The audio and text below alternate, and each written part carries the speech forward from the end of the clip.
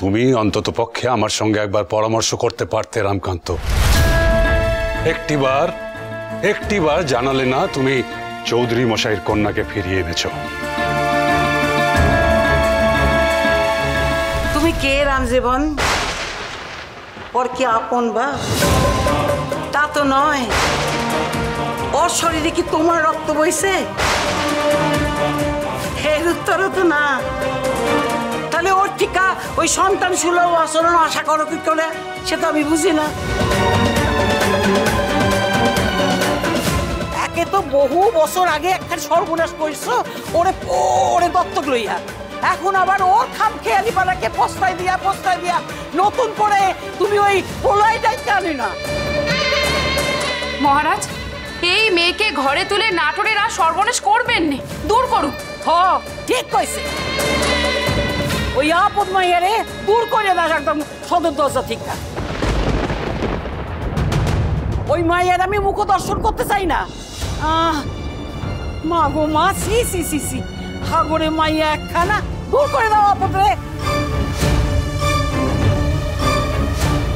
বাবা মশাই, আমি চৌধুরী মশাইকে কথা দিয়েছি যে তার মেয়ের এখানে আর কোনো অমর্যাদা হবে না।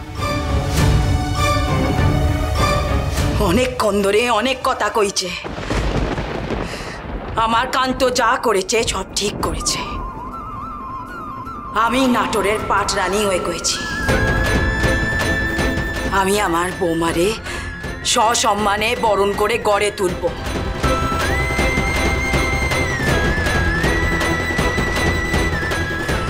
ঠাকুরজি, বরণ ডালা খান আনো দেখি। এ আবার এখন কহনের মতন কথা হইল বৌঠান? অহনি যাইতেছি, আনতেছি। ঠিক করছে আমাকে ঠাকুরপো, একেবারে ঠিক করছে, উচিত কাম করছে। তা সেই মেয়ে কই গো? লজ্জার মাতাকে এখনো ঢুকে এলো না যে। বৌঠান, ভেতরে বুঝি খুব গোল বেঁধেছে, চিৎকার শুনতে পাচ্ছি।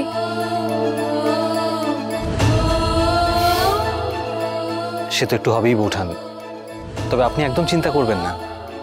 দাদা বাড়ির সকলের সামনে আপনাকে ঘরে তোলার দাবি জানিয়েছেন। সকলের সম্মতি না হলে এই অবস্থায় আমার গৃহপ্রবেশ করাটা তো খুব অপমানের ঠাকুরপো। কিন্তু উপায়ও তো নেই।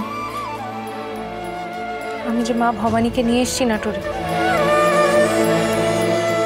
তোমাকে তো প্রতিষ্ঠা করতেই হবে, তাই না মা? বৌঠান, এই আপনার অভিপ্রায়, কিন্তু নাটোরেশ্বরী তো মা জয় দুর্গা। রাজরাজেশ্বরী রানী ভবানী, প্রতিদিন রাত 8:30টায় স্টার জলসায়।